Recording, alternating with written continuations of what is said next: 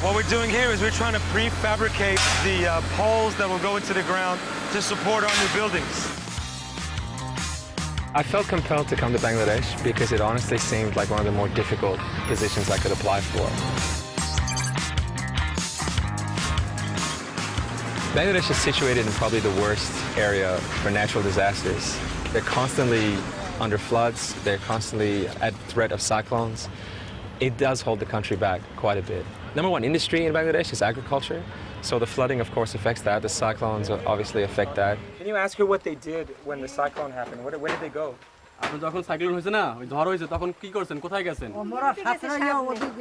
Climate is a constant consideration in the delivery of aid programs. Getting aid out to different areas is quite difficult. Most of the country is either river or just below sea level, so quite prone to flooding. Transferring skills becomes almost impossible when you can't get to the regions that need it most. Habitat for Humanity is a housing ministry. We work with low-income families around the world. Oh, and the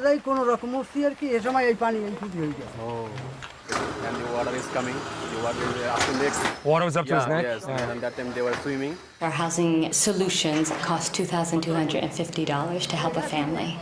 Here in Bangladesh, we work with families, and they save a portion of their income towards the housing, and then we build for them. They have the council. If people are homeless or living in very poor conditions, they don't have the dignity or the status in the community to be full contributing members.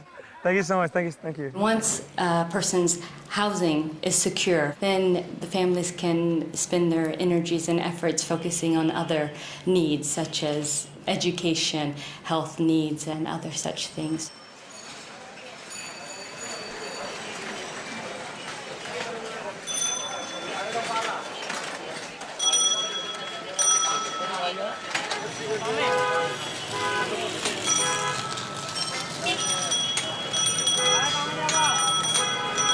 We generally try to head out to work between 7 and 8, so I'll get to work at about 7:30. I do quite a few things at Habitat for Humanity. I work in the Public Relations and Resource Development Department, which means that I'm responsible for everything from marketing and media all the way through to program evaluation and monitoring and evaluation in order to best secure funding and resources for further programs. My organization is an international organization, so the first couple of hours of the day are always spent trying to answer emails and do the coordination for the morning. The rest of the day is either spent with program management, staff training, working with volunteers, or generally trying to come up with a new way to fundraise. They're essentially building the outer cement blocks to make sure that whatever they do build will be safe and secure and won't budge in a cyclone. I thought I was prepared for this experience. Before I left, I felt confident that I had enough traveling experience, I had enough experience with different cultures, I had enough of a worldview to be prepared for what awaited me here. I think traveling can only broaden your view of the world. My father was Norwegian, my mother was Iranian. I was actually born in Iran, but raised all over the world. I actually grew up in French-speaking schools, so the only English I learned was in the US when I visited my uncles. My accent has been the subject of quite a bit of discussion. So this is the main part of the market. Most of the second floor is clothing.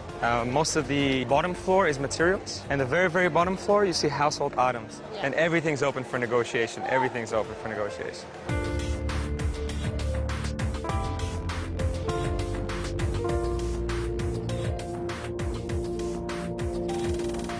So mainly at the beginning, you'll be focusing on PR, just trying to improve our communication flow.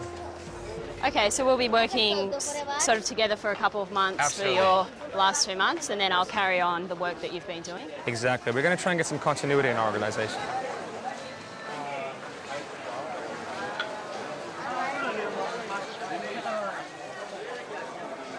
There has been quite a broad mix of experiences with the Australian Youth Ambassadors. When we first arrived in country, there was a clear distinction between those that had traveled extensively and those that didn't. For those that traveled, it does help to acclimatize to this kind of an environment, especially one that's just so different from Australia.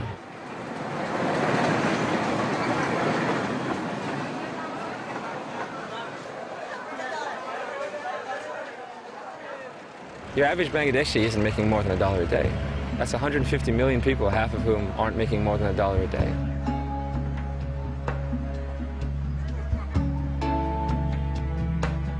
You're faced daily with the onslaught of just how much the need is, and I'm not sure that anyone can be prepared for that. Speaking with other IADs, we've all come to the conclusion that it's difficult to turn off, if not impossible. Although you get more acclimatized to it, dealing with the amount of poverty, the amount of disease, the amount of sickness, just the sheer amount of people that need help, it's still a difficult thing to address. It's a tough country to be in at the moment. Some of the challenges I faced when I came here were cultural. There's very little sense of personal space. Everybody on your street, everyone in your neighborhood knows who you are. They know where you go at all times of the day. They know where you've been the night before. But in a lot of ways, it's quite comforting to know that there's so many people that are so interested. It has helped in terms of security and just being able to find things. People are very open in this country. So all 23 million people in the city want to help you out. I think one of the major things that the IADs expect is to have a cultural exchange through this program. If I look at him, I guess Australians are very friendly. Pierre was very much integrated in our team. He was a person that we were able to relate with him very well. There's been 115 youth ambassadors come through the program so far. It's not an easy life for them, but they bring with them commitment and a love of what they do. I love everything about Bangladesh except we need clean water. Clean water, #1 priority. They're great, they're really great. They're lots of fun, they have a love of life. That's what they achieve when they're here that's the most remarkable, because they really do make a huge difference to people's lives and to the organisations they're working with.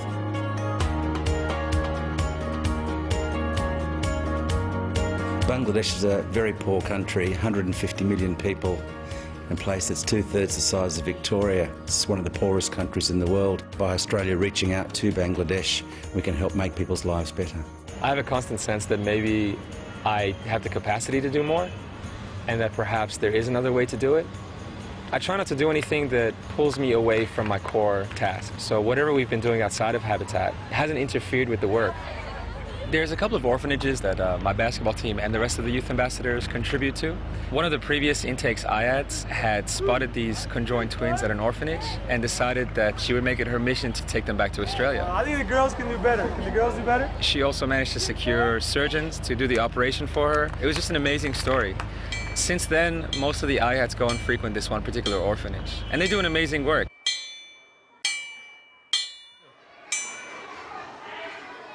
Are they all orphans that have lost both parents?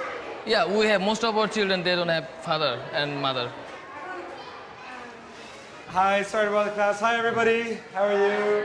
You guys remember me? You guys remember the Big Bangs? Remember this? So if I yell out, defense. Defense. Come on, defense. Defense. Defense. Defense. All right, great. Thank you so much. What's the defense? We don't often get to see a tangible effect of what we do. It's all medium to long term.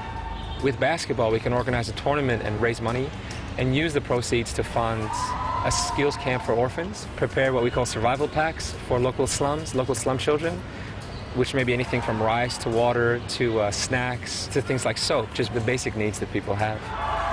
Basketball's given us a way to give back immediately. It's a nice feeling to be able to see exactly what you're doing. I've never felt like I've had to put my career on hold here. The amount of experiences that I have, the types of experiences that I've had, and the amount of learning that's occurred here has really helped my development. I can confidently say that I'm more prepared now for the type of work that I want to be doing than I was before I arrived in Bangladesh. I had already set myself up with quite a good job back home. I felt quite comfortable. I felt this would be a good challenge. There have been quite a few moments where I've thought, maybe I shouldn't have come here. But overall, this has been one of the best experiences of my life.